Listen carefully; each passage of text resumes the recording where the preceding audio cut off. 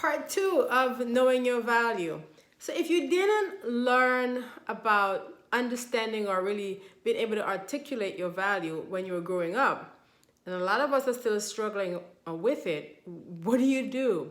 Now imagine that you're applying for a job and someone in your office said, I think you can do this, but deep down inside you don't feel that you could.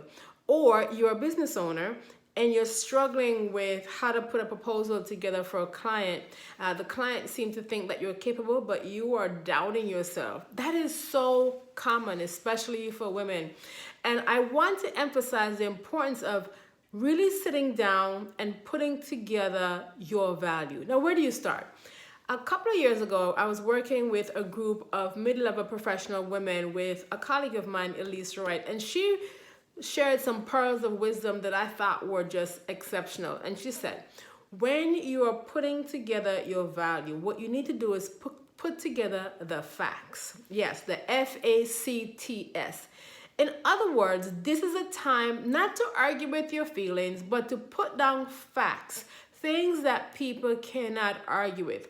I'm not just talking about what's on your resume, but I want you to take the time to put down your skills, your talents, your results that you've brought to an organization, and not just professionally, because I think we have to move away from us being one-dimensional people. We are who as humans professionally, and we are humans personally. So when you put together your own personal fact sheet, put together all the things that make you you personally and professionally, because you have accomplishments in your personal life that are valuable. So take the time to put together your fact sheet. Now, it's like going into a high-end store and you're going for this item and you have a sheet of paper that outlines the benefits and the features. I want you to do the same thing for you.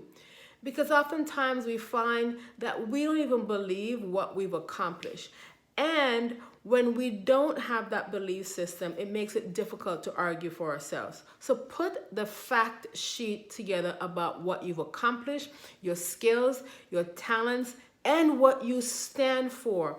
And sit with it for a little while, because you'll be surprised as to what you've done in your lifetime.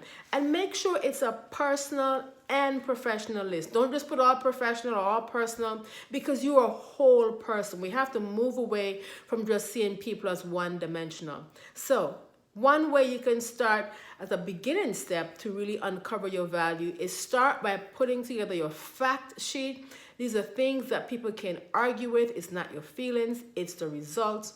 It's the things that make you unique. Put that together and come back tomorrow when we talk about the importance of believing in what you wrote, believing in what you've done, because you've seen people who have lots of accomplishments, lots of gifts and talents, yet they have no clue what their worth is. So come back tomorrow, we'll talk about the importance of belief.